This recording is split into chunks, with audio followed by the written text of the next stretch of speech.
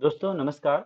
मैं आज आपके समक्ष उपस्थित हूँ कक्षा 8वीं का 5वां पाठ कंटके नेव कंटकम लेकर के। तो हम इस पाठ को पढ़ेंगे और इसके अर्थ को समझेंगे अपनी इस क्लास में।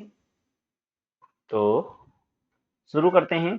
हम पहले इसको पढ़ना, रीडिंग इसकी सीखेंगे, रीडिंग अर्थात पढ़ना, और पढ़ने के बाद फिर इसके हम शब्दशः अर्थ पर आएंगे। तो ठीक है बच्चों, शुरू करते हैं।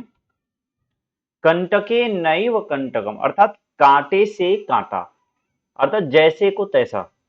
जैसे यदि किसी के पैर में कांटा चुभ जाए तो उसको, कोई नुकीली चीज चुभ जाए तो उसको निकालने के लिए फिर से एक नुकीली चीज की आवश्यकता होती है। बिना नुकीली चीज की सहायता के आप उसको निकाल नहीं सकते।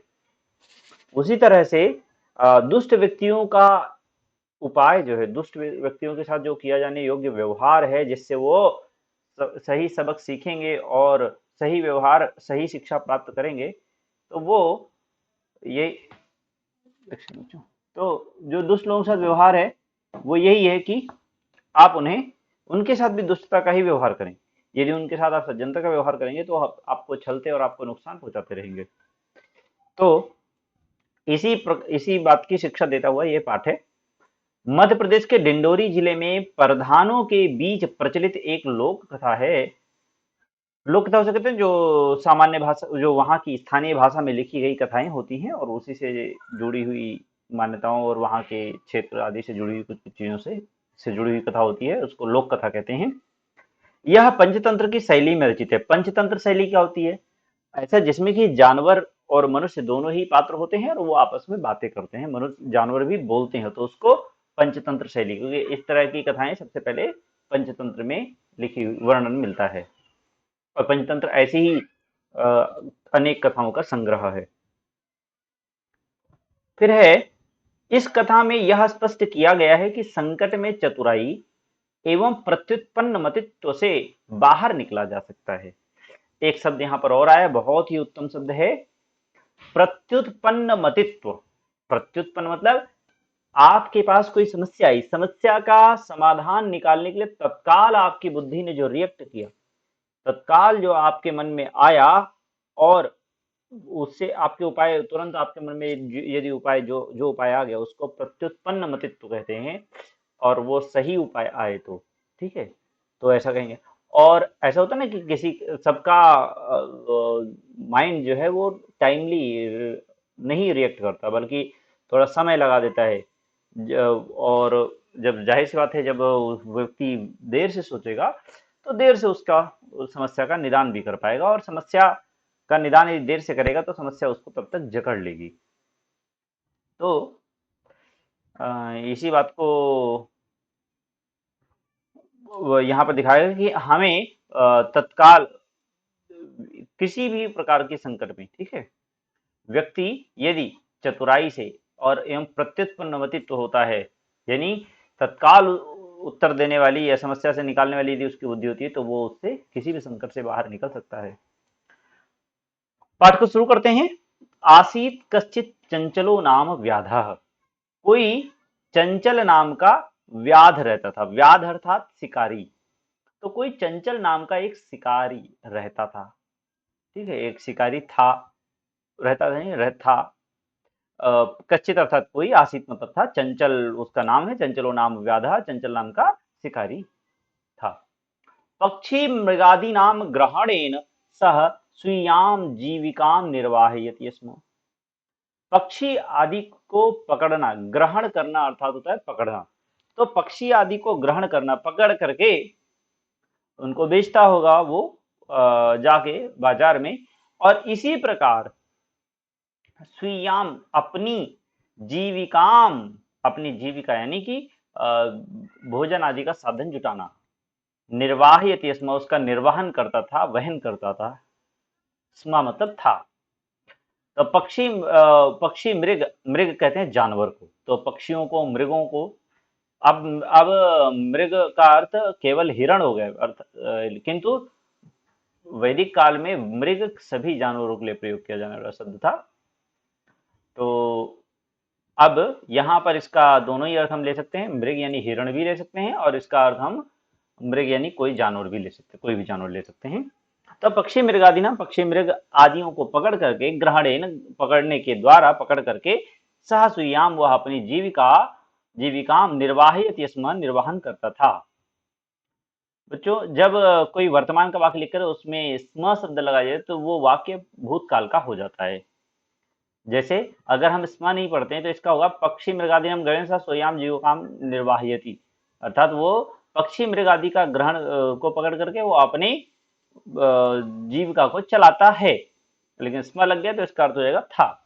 तो स्म पूरे वाक्य को भूतकाल में परिवर्तित कर देता है।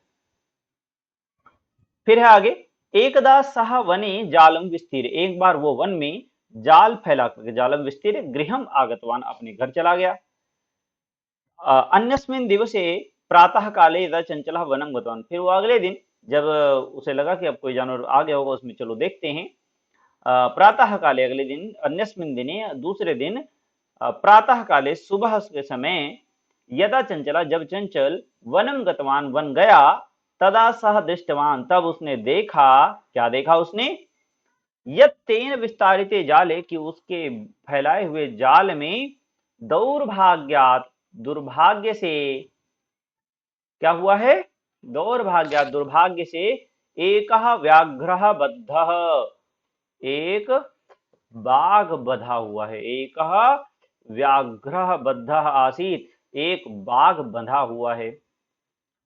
सो अचिंतयत, उसने सोचा, चिंत मतलब होता है सोचना, तो सह अचिंतयत, ये विसर्ग का ओ बन गया है यहाँ पर, और अ का अवग्रह बन गया। अवग्रह, इस निशान को बच्चों अवग्रह कहते हैं, और ये अ ऐसा साउंड करता है। शो अचिंतयत, उसने सोचा, व्याघ्रः माम खादिष्यति अतएव पलायनम करणीयम, कि बाघ तो मुझको खा जाएगा, इसलिए अब मैं यहां से पलायन कर जाऊं। व्याघ्र माम खादिष्यति, माम मतलब मुझको, खादिष्यति खा लेगा, अतएव इसलिए, पलायनम करणीयम, मुझे पलायन करना चाहिए। करणीयम, जहां पर ये इयम शब्द आता है, यहां पर समझ जाइए कि इसका अर्थ होता है चाहिए, चाहिए के अर्थ में होता है। करणीयम, गमनीयम जाना चाहिए, भक्षणीयम खाना चाहिए, दर्शनीयम देखना चाहिए, इस तरह से इसका अर्थ होता है। फिर है व्याघ्र निवेदयत, किंतु बाघ ने निवेदन किया। व्याघ्र, व्याघ्र और व्याध, अंतर ध्यान रखना बच्चों, व्याध मतलब शिकारी और व्याघ्र मतलब बाघ। तो बाघ ने निवेदन किया, भो मानो, हे मनुष्य, कल्याणम भवतु ते, तुम्हारा कल्याण हो, यदि तुम माम मोचयिष्यसि, अगर तुम मुझे मुक्त करोगे, मोचन कहते हैं मुक्त करने को, यदि तुम मां मोचयिष्यसि, अगर तुम मुझे मुक्त करते हो, तरही अहम, तो फिर मैं, तरही अहम त्वाम न हनिष्यामि, तो मैं तुमको नहीं मारूंगा। हन कहते हैं मारने को, मरने को, ठीक है। हनिष्यामि मारने को कहते हैं, मैं मार दूंगा, भूत भविष्य का काल का शब्द है। त्वाम न हनिष्यामि, अहम त्वाम, मैं तुमको, न हनिष्यामि नहीं मारूंगा। तदा सह व्याध, तब, तदा मतलब होता है तब, और सदा मतलब होता है हमेशा, कदा मतलब होता है कब, तो, और यदा मतलब होता है जब, तो तदा मतलब तब। तदा सह व्याध, तब उस बाघ ने, व्याध मतलब तब उस शिकारी ने, व्याघ्रम जालात बही निस्सारे, तब उसने बाघ को जाल से, व्याघ्रम बाघ को जालात जाल से, बही ही निस्सारयत बाहर निकाल दिया, निस्सारयत।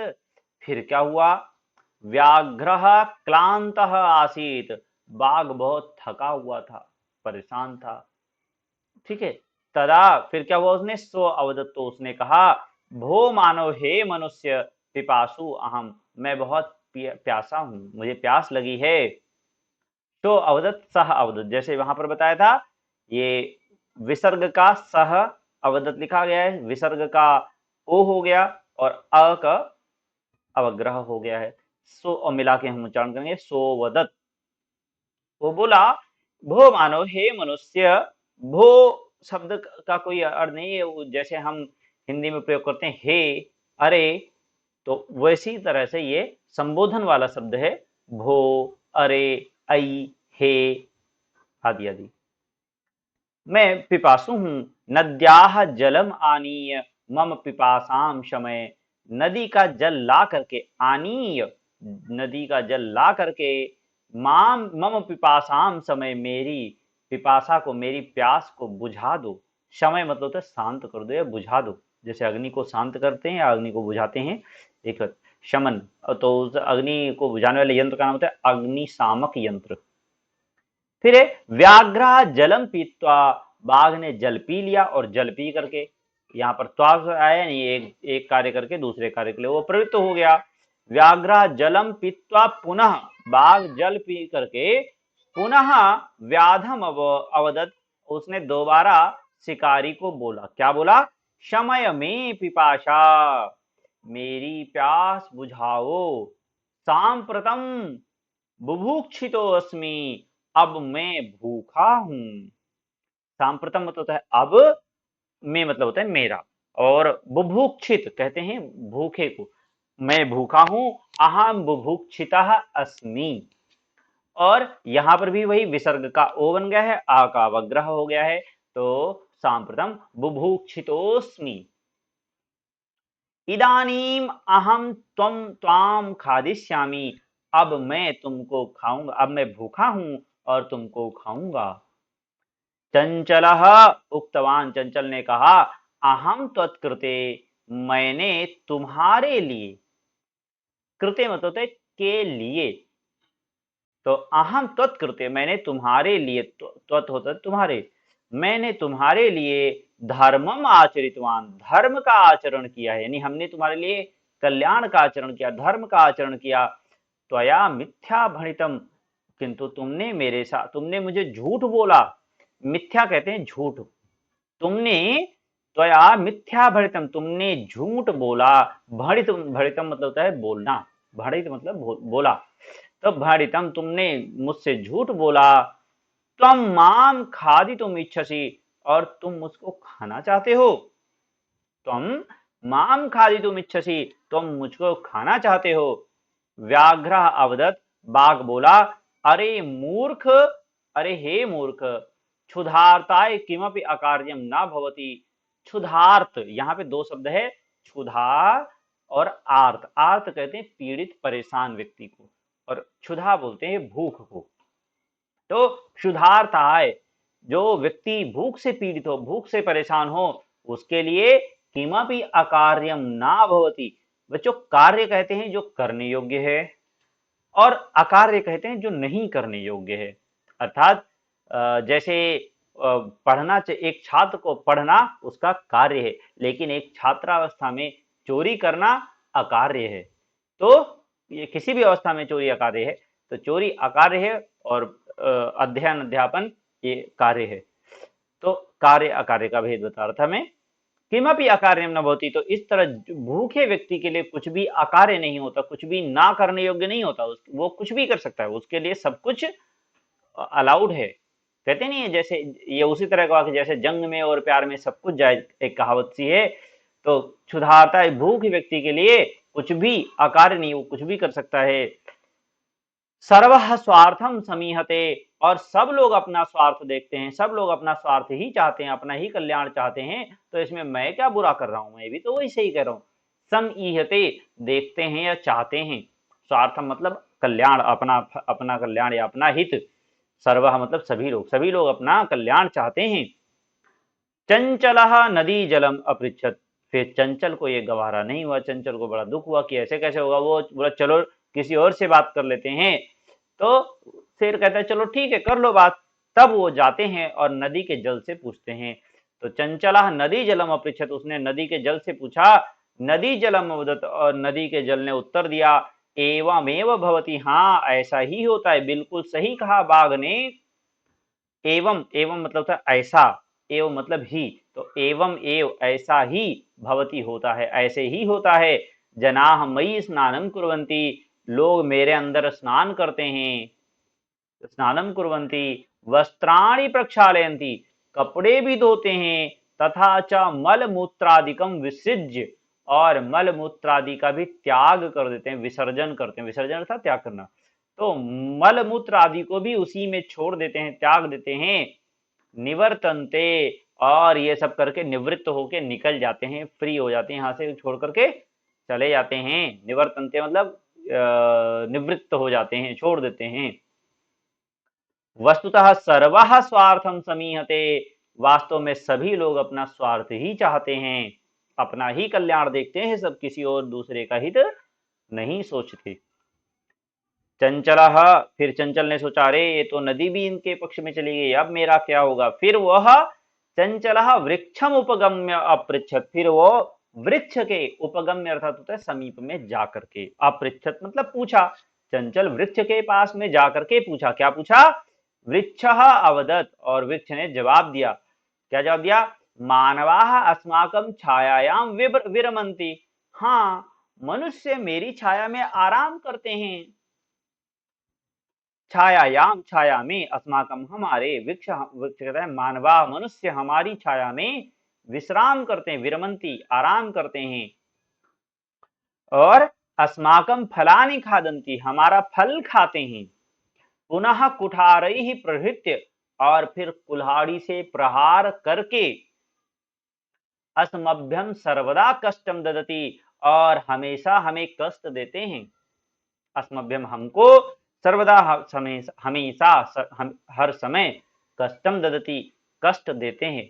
बच्चों ददति एक ऐसा शब्द है, जैसे बाकी सभी शब्दों में बहुवचन में अगर आप आएंगे तो न लगा होते हैं। ददंती, इस कुर्वंती, खादंती, पिबंती, गच्छन्ति, पश्यन्ति ऐसा आता है। लेकिन ददति में या ददाति एक शब्द होता है देना, तो देने वाला शब्द ददाति, ददतः, ददति। बहुवचन में ददति बनेगा, ना कि ददंती बनेगा। ददंती गलत होगा और ददति सही होगा, तो इसका ध्यान रखना। ददति विशेष शब्द है, ददति, ठीक है। ददति अस्मभ्यम सर्वदा कष्टम ददति, और उसके बाद वो कुठार से यानी कुल्हाड़ी से प्रहार करके मुझको हमेशा कष्ट, हमको हमेशा कष्ट देते हैं। यत्र कुत्रापि छेदनम कुर्वन्ति, जहां तहां काट देते हैं, जिधर जिधर हमें काट देते हैं। बच्चों ये तो बहुत सच्चाई भी है कि लोग बेवजह धरती के अन्य प्राणियों को बेवजह भी परेशान करते रहते हैं।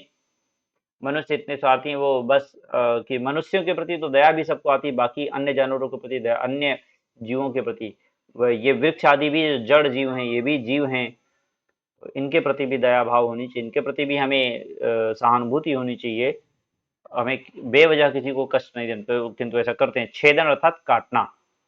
यत्र कुत्रापि, यत्र मतलब है जहां, कुत्रापि कहीं भी, यहां वहां यानी कहीं भी, यहां वहां कहीं भी छेदनम कुर्वन्ति काट, कट लगा देते हैं, काट देते हैं। सर्वः स्वार्थम समीहते, ये तो सत्य है। सभी लोग अपना कल्याण देखते हैं, सभी लोग अपना ही भला देखते हैं। सर्वः स्वार्थम समीहते, सब लोग अपना ही फायदा देखते हैं, अपना ही कल्याण देखते हैं।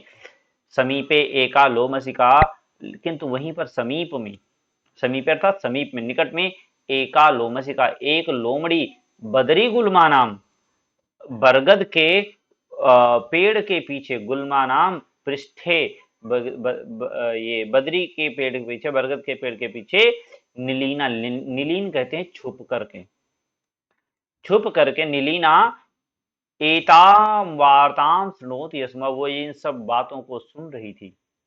वहीं पर एक लोमड़ी एक बरगद के पेड़ के नीचे पीछे छुप करके और ये सारी वार्ता को सुन रही थी। एताम वार्ताम, इस बातों को शृणोति स्म, सुन रही थी। सा सहसा चंचलम उपसृत्य कथयति, का वार्ता, वो सामने आ जाती है, और सहसा मत होता है अचानक, वह अचानक से सामने आ जाती है। चंचल के पास जाकर के, चंचलम उपसृत्य, चंचल के पास जाकर के कथयति कहती है, का वार्ता क्या बात है।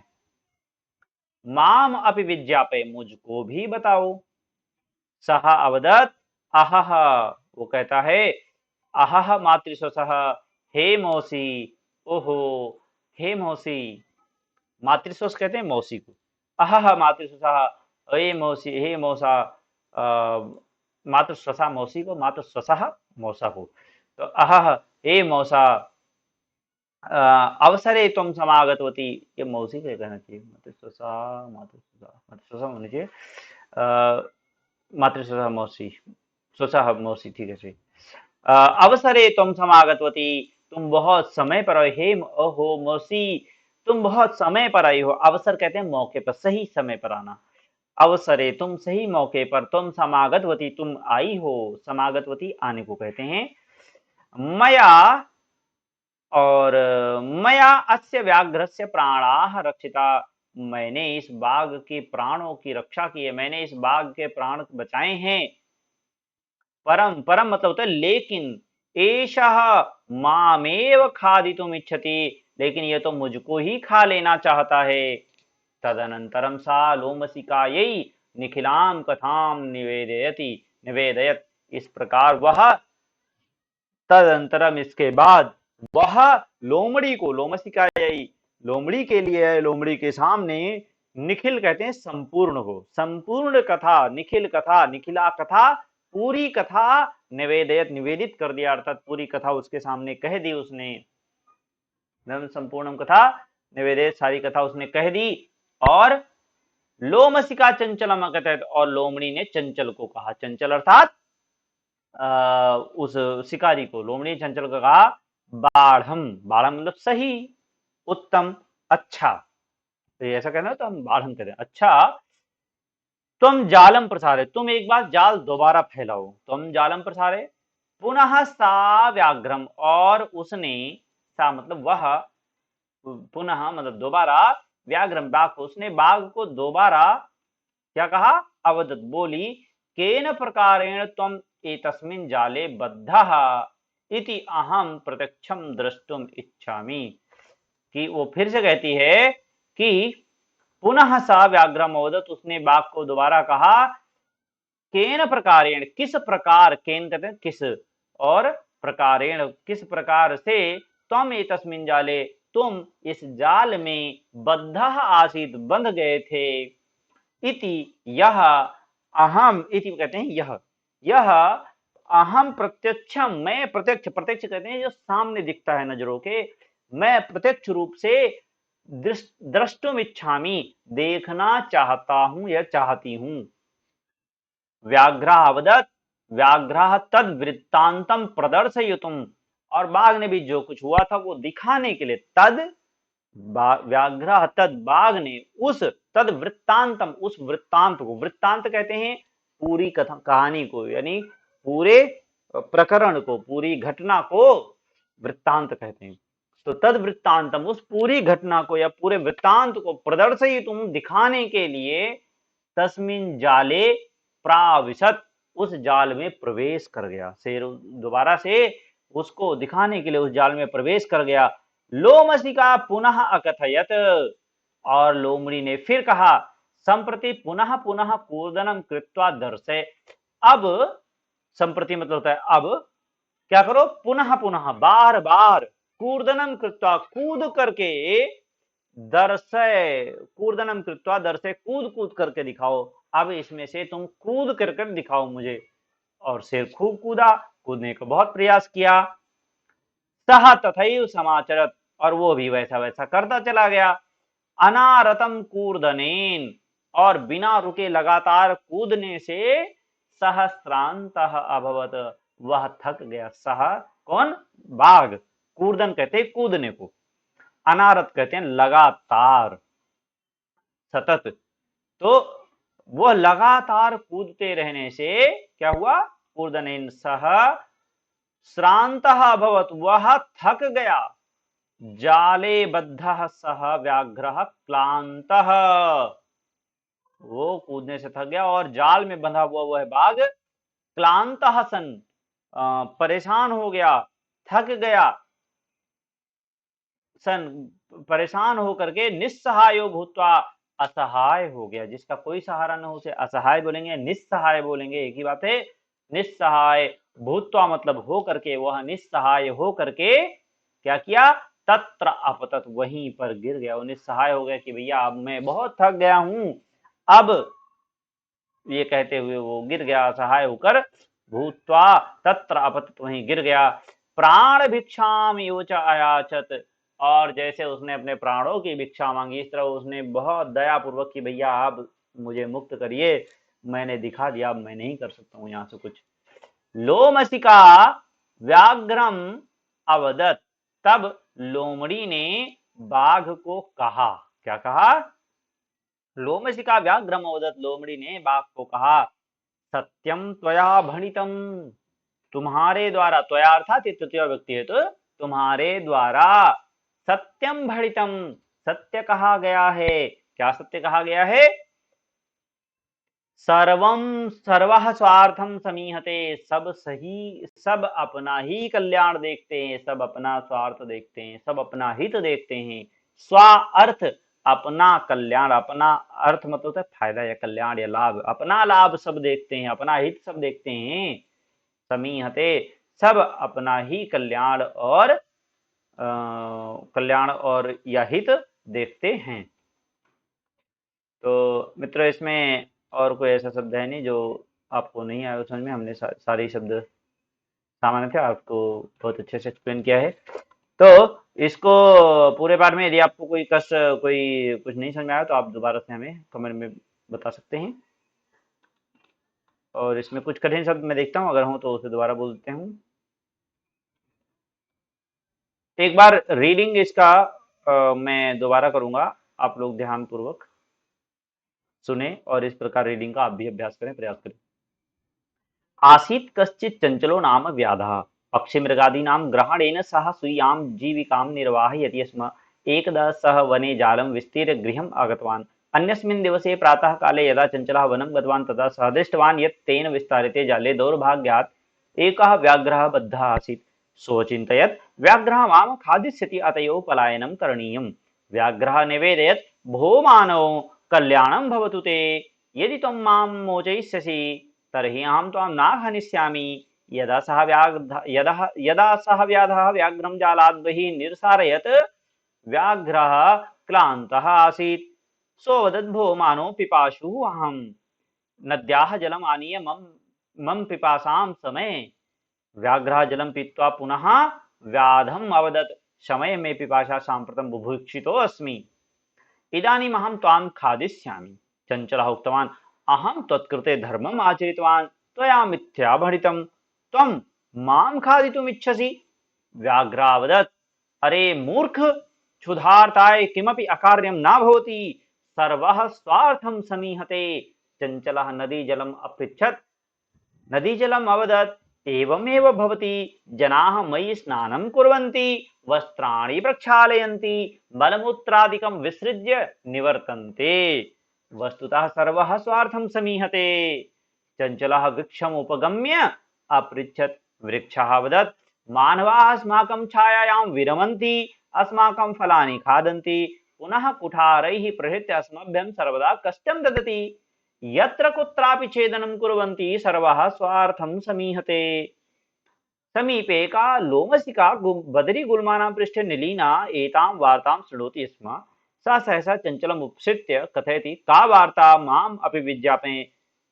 सः वदत्, अहः मातृशसः अवसरे त्वं समागतवती, मया अस्य व्याघ्रस्य प्राणाः रक्षिता, परम् एषः मामेव खादितुमिच्छति। तदनन्तरं सः लोमसिकायै निखिलां कथां निवेदयत्। लोमसिका चञ्चलमकथयत्, बाढम् त्वं जालं प्रसारय। पुनः सा व्याघ्रम् अवदत्, केन प्रकारेण त्वम् एतस्मिन् जाले बद्धा इति अहं प्रत्यक्षं द्रष्टुमिच्छामि। व्याघ्रः तद्वृत्तान्तं प्रदर्शयितुं तस्मिन् जाले प्राविशत्।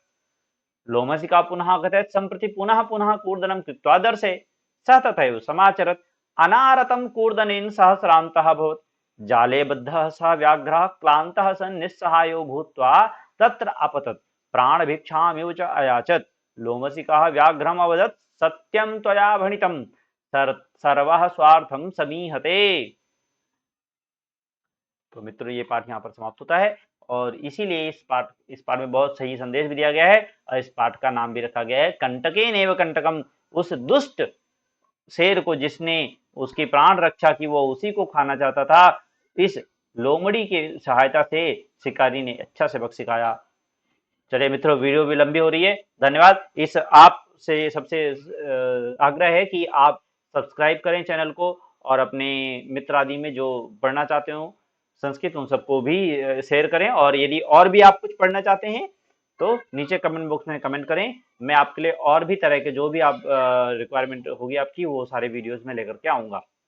धन्यवाद, नमस्कार।